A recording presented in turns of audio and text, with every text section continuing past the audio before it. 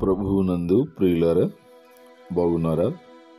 ప్రభు అయిన యేసుక్రీస్తు నామంలో మీకు వందనములు, శుభములు తెలియచేస్తూ ఉన్నాను.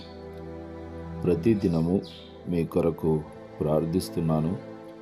మీరును మా కొరకు, మా పరిచర్యల కొరకు తప్పక ప్రార్థన చేయగలరు. దేవుడు మిమ్మును, మీ కుటుంబములను దీవించి ఆశీర్వదించునుగాక. ప్రియ సోదరి సోదరులారా, ఈరోజు మన పాఠము అపోస్తలుల కార్యముల గ్రంథం 23వ అధ్యాయం 1వ వచనం నుండి 35వ వచనం వరకు గల ప్రాముఖ్యమైన సంగతులను గూర్చి విందాం. శ్రద్ధగా వినండి. ఈ అధ్యాయంలో అపోస్తలుడైన పౌలు పైన నేరం మోపి విచారించి తెలుసుకొనవలనని సన్హెద్రిన్ సభను ఏర్పాటు చేసి పౌలును తెచ్చి వారి ఎదుట నిలువబెట్టారు. పౌలు ఆ సభ ముందు తన సాక్ష్యమును వినిపిస్తూ, నేను నేటి వరకు కేవలం మంచి మనస్సాక్షి గలవాడనై దేవుని ఎదుట నడుచుకొనుచుంటునని చెప్పాడు. అప్పుడు ప్రధాన యాజకుడైన అననీయ అతని నోటి మీద కొట్టుడు అని సూచించాడు. అందుకు పౌలు కోపగించుకుని, సున్నము కొట్టిన గోడ దేవుడు నిన్ను కొట్టును, ధర్మశాస్త్ర ప్రకారము విమర్శింపక విరోధముగా నన్ను కొట్టింతువా అని గట్టిగా అడిగాడు. అది అల్లరికి కారణమైంది. పౌలు తన వాదనను ప్రశాంతంగా సహోదరులారా అని సంబోధించినను ప్రధాన యాజకుని మాటకు కోపగించుకోవలసి వచ్చింది. అననీయ దుష్టత్వము, అతని యాజకత్వంలో జరుగుతున్న దుర్మార్గతలు పౌలు ఎరిగి ఉన్నాడు. అందుకే సున్నము కొట్టిన గోడ అని కఠినముగా మాట్లాడవలసి వచ్చింది. పైకి తెల్లగా ఉంటూ లోపల ఎముకలతో నిండి ఉండు సమాధి లాంటి వాడని పౌలు యొక్క భావం. ఇలాంటి ప్రధాన యాజకుణ్ణి నేను ఎరుగను అనే ఉద్దేశంతో పౌలు ఇతను ప్రధాన యాజకుడని నాకు తెలియదు అని చెప్పి ఉండవచ్చు.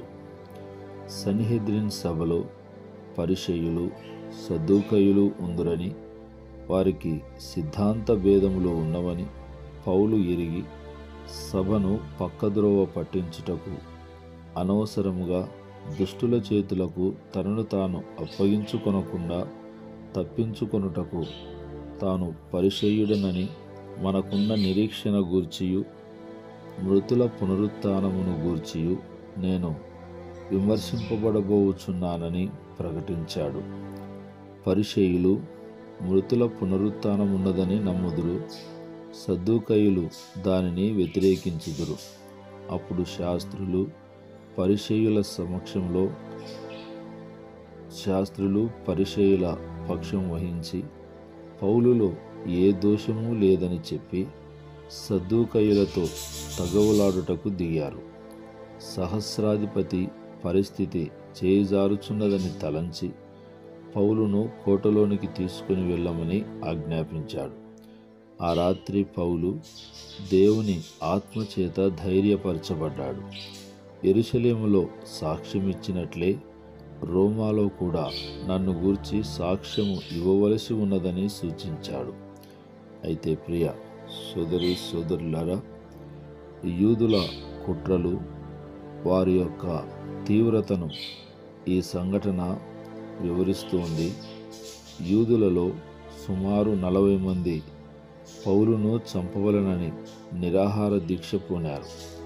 అనగా పౌలును చంపకుండా తాము ఆహారము తింటే తమను దేవుడు శపించునుగాక అని తీవ్రమైన ఒట్టు పెట్టుకొని కుట్ర పన్నారు.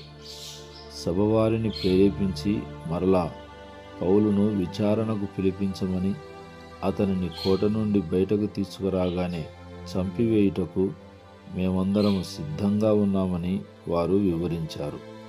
ఈ విషయం పౌలు మేనల్లుడు విని కోటలోనికి వెళ్ళి పౌలుకు విచారించాడు. పౌలుకు ఆ సంగతులన్నీ చెప్పాడు. పౌలు అతనిని సహస్రాధిపతి నొద్దకు పంపగా బాలుడు యూదులు పన్నిన కుట్రను తెలియచేశాడు.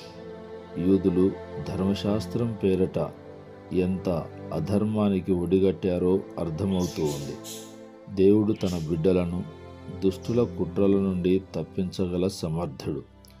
అయితే ప్రియులారా, సహస్రాధిపతి సైనికులను ఏర్పాటు చేసి రాత్రికి రాత్రే పౌలును ఫేలిక్స్ నొద్దకు పంపించాడు.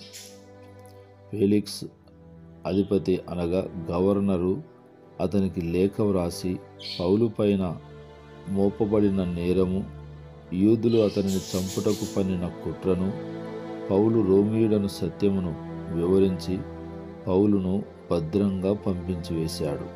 ప్రియ సోదరి సోదరులారా, వారు పన్నిన కుట్రను భగ్నం చేశాడు. మార్గమధ్యంలో పౌలుపైకి యూదులు దాడి చేయవచ్చని తలంచి సైనికులను, రథములను, బల్లెములు పట్టుకుని వారిని బందోబస్తుగా ఏర్పాటు చేసి పంపుటలో రోమియుల నిష్పాక్షిక తీర్పుకు, న్యాయ వ్యవస్థకు, ఖైదీల భద్రత ఎడల వారికున్న శ్రద్ధకు ఈ సంఘటన అద్దం పట్టుచున్నది. ఫేలిక్స్ కైసరయలో గవర్నర్గా ఉన్నాడు. ఇతను 5 సంవత్సరములు యూదయలో గవర్నర్గా పనిచేశాడు. అంతకుముందు 2 సంవత్సరములు సమరయలో పనిచేశాడు.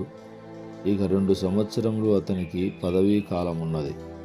అతను ఒక బానిసగా తన జీవితమును ప్రారంభించాడు. అతని సోదరుడు పల్లాస్ అనునతను నీరో చక్రవర్తితో మంచి సన్నిహిత సంబంధాలు కలిగి ఉన్నాడు. అతని ద్వారా ఫేలిక్స్ బానిసత్వం నుండి విడుదలయ్యి గవర్నర్ దాకా ఎదగగలిగాడు.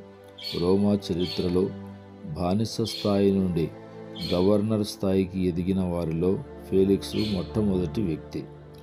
ప్రియ సోదరి సోదరులారా, ఆ తర్వాత ఫేలిక్స్ తనకు పంపిన పత్రిక చదువుకొని పౌలును కిలికియా వాడని తెలుసుకొని విచారణ నిమిత్తము అతనిని హేరోదు అధికార మందిరములో కావలి యందు ఉంచాడు.